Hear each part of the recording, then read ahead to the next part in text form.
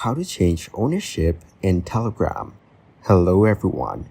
In this video, I will show you how to change ownership in Telegram.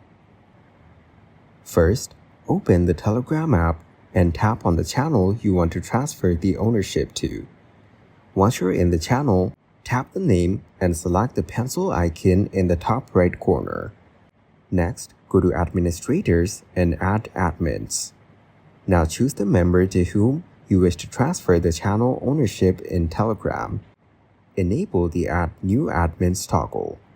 Upon enabling it, you will get an option Transfer Channel Ownership right below. Next, tap on Change Owner. Enter your two-factor verification password and click the tick icon on the top right. Now, ownership transfer is done. Thank you guys for watching this video. Hope you got some value. Make sure to like the video and subscribe to the channel to get notified of new videos. See you in the next one.